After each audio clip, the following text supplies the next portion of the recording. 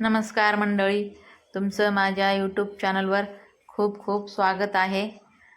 तर मी बनवणार आहे डाळिंबाचा ज्यूस. डाळिंबाचं ज्यूस पात्र नसतानाही मी हे डाळिंबाचं ज्यूस बनवणार आहे. तर त्याच्यासाठी इथं मी 6 डाळिंब घेतलेले आहेत. हे 1 किलो डाळिंब आहेत. तर चाळणीमध्ये हा ज्यूस मी बनवणार आहे. एकदम साध्या सोप्या पद्धतीने आपल्याला ज्यूस कसा काढता येईल ते तुम्ही बघा. व्हिडिओला जर माझ्या चॅनलला जर नवीन असाल तर प्लीज माझ्या चॅनलला सबस्क्राईब करा, लाईक करा आणि कमेंट पण करा. तर आता इथं मी एक डाळिंब घेतलेला आहे. त्याचं देठ जे आहे ते काढून घेतले मी. आता हे चाकूच्या साहाय्याने मी फक्त डाळिंबाची जी साल आहे वरची तीच चिरून घ्यायची आपल्याला. तर हे बघा मी असं चिरून घेतलेलं आहे. तर आता हे डाळिंबाचे दाणे जे आहेत ते पूर्ण काढून घेते मी.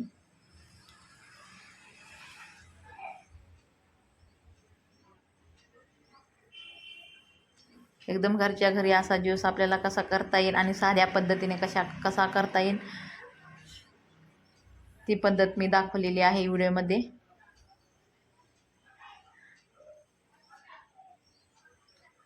तर हे डाळिंबाचे दाणे जे आहेत ते काढून घेतलेले आहेत. साधारण मी 4 डाळिंबाचे दाणे काढून घेतले आहेत. तर ह्याचा ज्यूस किती निघतो आपण बघूया.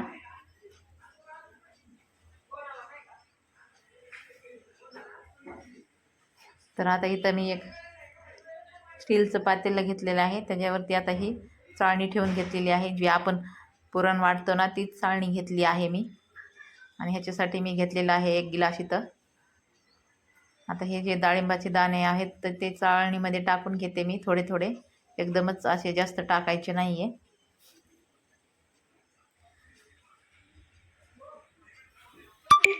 आणि आता हे गिलासाच्या साहाय्याने हे डाळिंबाचे दाणे जे आहेत ते रगडून घ्यायचे आहेत आपल्याला.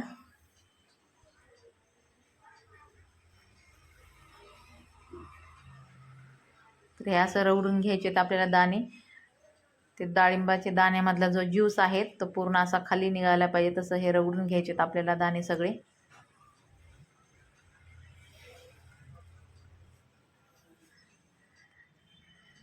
बिना ज्यूस पात्राशिवाय सुद्धा आपण डाळिंबाचा रस काढू शकतो घरच्या घरी, तो पण ओरिजिनल. तर हे बघा. तर हे बघा मी असं आता हे पूर्ण डाळिंबाचा ज्यूस जे आहे तो पूर्ण काढून घेतलेला आहे. तुम्ही बघू शकता. आता हे जे आहे तर फक्त हे दाणेच राहिलेले आहेत डाळिंबाचे. आता हे फेकून नाही देणार मी. आता हे एका वाटीमध्ये काढून ठेवते. ह्याचं नंतर काय करायचं हे पण मी तुम्हाला सांगते. आता परत दुसरी बॅच घेतली आहे मी. हे बघा एवढा ज्यूस निघलेला आहे आपला थोडा. आता हे पण दाणे जे आहेत असेच रगडून घेते मी.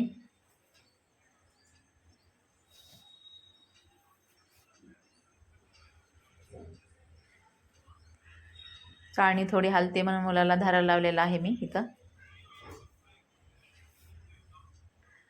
थोडेसे ते दाणे जे आहेत तर रस राहिलेला असला एखाद्या डाळिंबामध्ये तर ते असं ठेचून घ्यायचं गिलासानेच, म्हणजे त्याच्यातला रस जो आहे तो पूर्ण निघतो. तर हे बघा दुसरी बॅच पण मी अशीच करून घेतली आहे. आता हे जे पहिले जे डाळिंबाचे दाणे होते ते सर्व मी आता चाळणीमध्ये टाकून घेतले आहेत. तर एवढा मोठा ज्यूस निघला आहे आपला, बघू शकता तुम्ही एकदम मस्त. तर आता हे दाण्याचं काय करायचं हे बघा. असं हे दाणे घ्यायचे, ह्याच्यामध्ये पण रस असतो, ज्यूस असतो, तो असा हाताने पिळून काढायचा. जेवढा घट्ट पिळता येईल तेवढं घट्ट पिळून काढायचा. हे बघा ह्याच्यातला रस निघलेला आहे, तुम्ही बघू शकता. तरी दाणे जे आहेत ते कोरडे झालेले आहेत, ह्याच्यामध्ये काहीच रस नाही आहे आता. तर पूर्ण रस काढून घेतलेला आहे मी. फक्त आता राहिले जे आहेत तर ते फक्त दाणे राहिलेले आहेत. हे बघा किती मोठा रस निघतो ह्याच्यामध्ये पण, म्हणजे पूर्ण ज्यूस असा मी काढून घेतलेला आहे हाताने.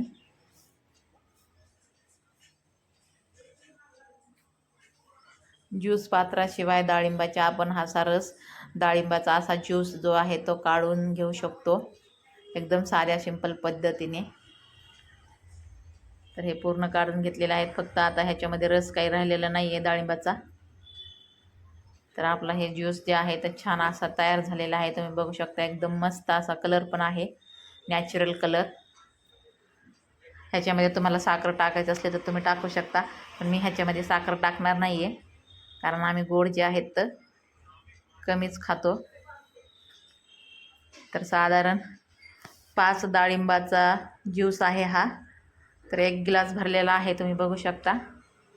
आणि थोडंसं वरी राहिलेलं आहे हे. साधारण 1 ग्लास होतो 5 डाळिंबामध्ये. तर डाळिंबाचं सीझन आहे तर तुम्ही असं ज्यूस करून पिऊ शकता घरच्या घरी. एकदम मस्त असा हा ज्यूस तयार झालेला आहे, एकदम ओरिजिनल.